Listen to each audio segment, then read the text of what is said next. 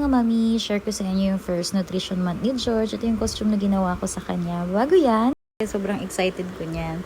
Gumawa ako agad ng shape ng watermelon kasi lahat na ng fruits in-offer ko sa kanya, lahat na ng vegetables gusto niya ay maging Mr. Watermelon.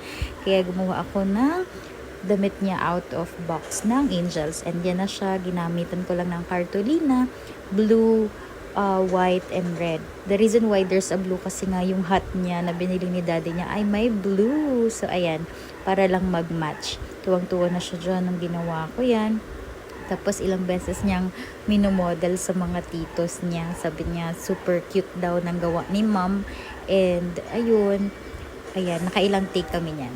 Kung titignan niyo yung mga previous pictures, madaming mga glue na sumabog. So, ang ginawa ko is pinatungan ko ulit ng cartolina para makoveran yung mga mess na glue. So, ayan, wala na siya. At syempre, ayan, pinasuot ko ulit sa kanya. Ayan, dito pala sa video na to, may mga glue pa, ayan. May mga glue pa yung videos na yan. Kasi nga, pag natuyo yung glue, nagkakalat yung kulay na nasa ilalim nun. Pero ayan, sumasayaw siya niyan. Ayan, sunod-sunod yung video na to na ganyan nga. Napansin ko na puro color red yung lining. Pero tuwang-tuwa na siya niyan. Tapos sabi ko, ang pangit naman sa pictures na may color red yung lining ng white. Kaya inulit ko yan.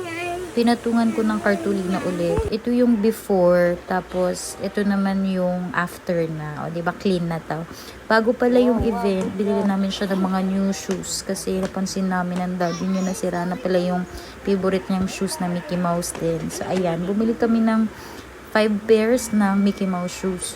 Actually, 4 lang yung Mickey Mouse dyan. Then, isang, yung Cars. Ayun. So, tumang-tuwa siya lahat. Cute, diba? Ito yung Cars, ganda rin pang OOTD na. And ito na, yung araw na ng event niya. Actually, na nag-uulan yan. So, medyo tinanghali kami ng gising kasi nga akala ko hindi kami matutuloy. Pahiga-higa pa siya. And yan, pinababa na siya ng daddy niya. Diba super cute ng shoes niya, may pa-purple light. Ito naman na yung nasa event. Ang daming tao, sobrang crowded. Tapos, ang daming cute na mga bagets. Itong mga nasa unahan, mga classmate niya ni George. Tapos, ayan, pinasuot ko na sa kanya. Tapos, yung classmate niya, ayan, yung favorite classmate niya si Zion sa likod. So, ayan, proud na proud siya na ginawa daw ni mommy niya yung outfit niya, pati yung drawing. And yan, nirampa na niya ang kanyang outfit. Tapos, ito bored na daw siya kasi nga hungry na. Pero napakain naman namin siya before. And ayan, section avocado na lahat ng mga classmate niya pinalabas na or pinapunta na sa unahan.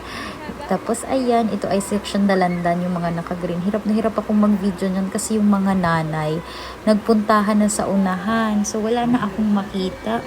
Si daddy inaaway na ako kasi gusto na niya ako na pumunta sa unahan at makita ako ni George. Kasi tingnan mo naman sobrang crowded. Makasingit ka pa ba dyan?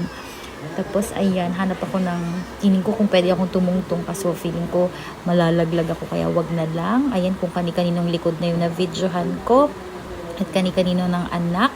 But, yes, let me try if pwede ko pang makita yung anak ko dun sa dulo. So, ang ginawa ko, zinom ko na lang yung camera ng phone ko. Tingnan ko nga kung kaya. And yes, kitang-kita siya sa likod. Nasa likod siya kasi siya yung unang hinila nung organizer. Kasi siya yung unang nakita. Tapos nasa dulo siya. Tapos ayun, nagsasayaw na sila. Wait, tanggalan ko ng voice over.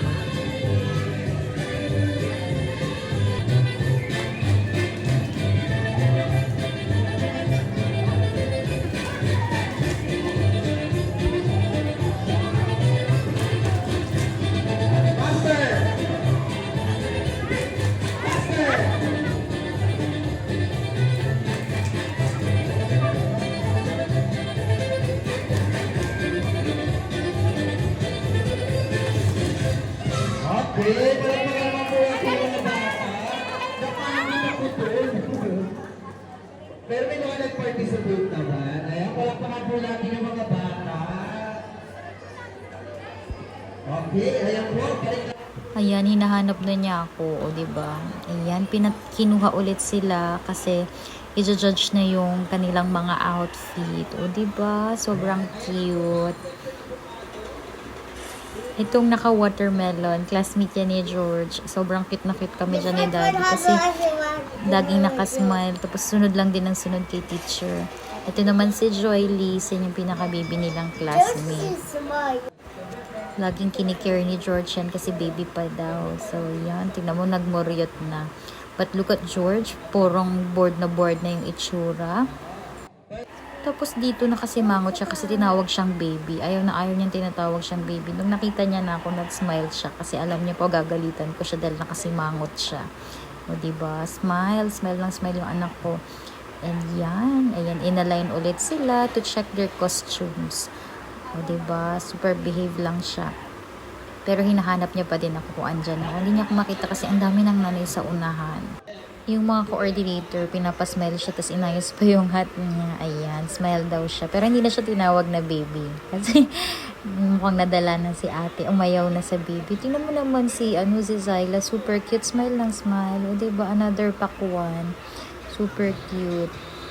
Tapos, ayan, nakasmile pa din siya pero parang nabubugnot na. Kasi ang tagal daw. Pero, ayan, pinipicturean siya ng mga judges. And, yan. After that, alam ko aalis na sila dyan kasi si George ay bored na. And, next na is yung section dalandan, section mangga, tsaka yung isang section mansanas. Ayun, after nga nila irampo yung costumes nila, yan, sige laro nila. Ito tinitignan ko kasi ang cute na ito. O, tignan mo, o. Kasi ito yung alaga ko, patakbo-takbo lang. Tapos ito, o, diba? Cute, parang teddy bear. Oh, mommy. Tapos ayan si George, o, takbo-takbo lang ang alaga ko. And ito, may mga kalaro talaga siya, yung mga classmates niya. Ito naman, section dalandan tong naka-green. Ito si Zion, yung friend niya, na classmate niya. Dahil bored na nga sila sa program, ang tagal ng program. Kasi syempre, ang daming mga kandidato, lahat nagsasalita. Actually, hindi pala kandidato, yung mga nahalal na kagawad. Basta yung mga na taga-barangay. So, ang tagal ng program, lahat nagpakilala, lahat nag-introduce, lahat may sinasabi. So, medyo tumagal yung program. Pero okay lang kasi naulan naman. Mahirap din naman umuwi ng naulan. Siyempre lalakad lang kami. Walking distance lang naman yung school niya. Like 5 to 10 minutes. Tapos ayun, nadapa yung kaklase niya. Tinayo niya. And ayan. Tinatry niyang buksan yung mga lights niya. Pinagpapalit-palit niya yung mga kulay. And yan. Nung nasa middle pala ng event, pinicturean ko muna siya. Remembrance ba na yan, nag-effort kami ng daddy niya para sa mga activities niya. And sobrang proud kami kay George kasi kahit first time niya, sobrang proud siya sa amin ng daddy niya na andun kami. Lagi niyang sinasabi na thank you mom, thank you dad for attending. And ito pala yung teacher niya, si Teacher Lorna. Very hands-on siya sa lahat ng mga estudyante niya. And ayan, o diba, nagpa-picture pa kami. At the end of the event, pumunta na kami sa stage. O, diba? Very supportive parents for George First Nutrition Month and many more pa. Kaya excited kami. Ayun lang. Salamat!